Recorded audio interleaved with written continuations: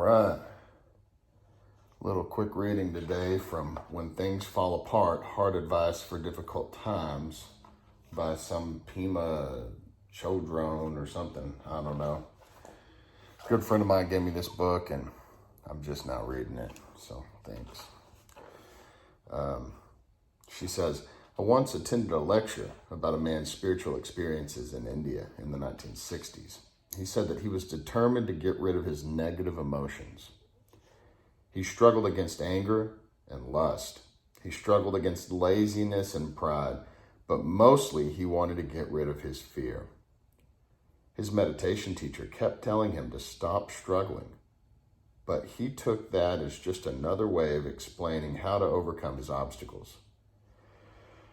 Finally, the teacher sent him off to meditate in a tiny hut in the foothills.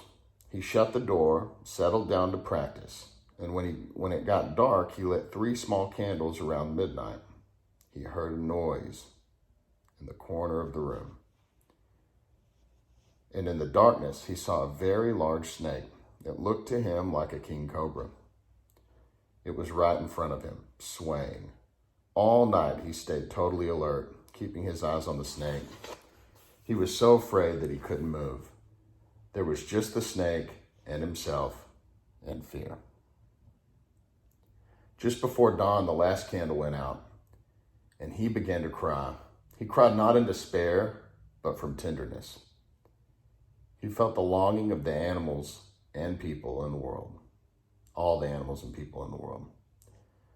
He knew their alienation and their struggle. All his meditation had been nothing but further separation and struggle. He accepted, really accepted wholeheartedly, that he was angry and jealous, that he resisted and struggled, that he was afraid. He accepted that he was also precious beyond measure, wise and foolish, rich and poor, and totally unfathomable. He felt so much gratitude that in the total darkness, he stood up, walked toward the snake, and bowed. Then he fell sound asleep on the floor. When he awoke, the snake was gone. He never knew if it was his imagination or if it had really been there, and it didn't seem to matter. As he put it at the end of the lecture, that much intimacy with fear caused his dramas to collapse and the world around him to finally got through. No one tells us to stop running away from fear.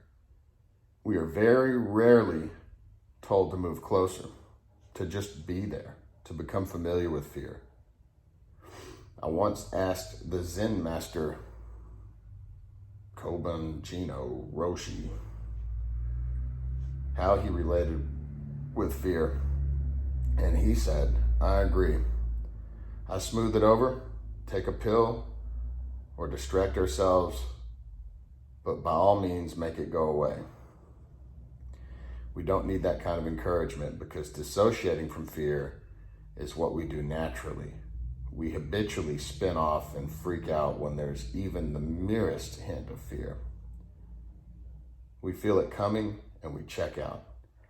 It's good to know we do that, not as a way to beat ourselves up, but as a way to develop unconditional compassion. The most heartbreaking thing of all is how we cheat ourselves of the present moment. Sometimes, however, we are cornered. Everything falls apart, and we run out of options for escape.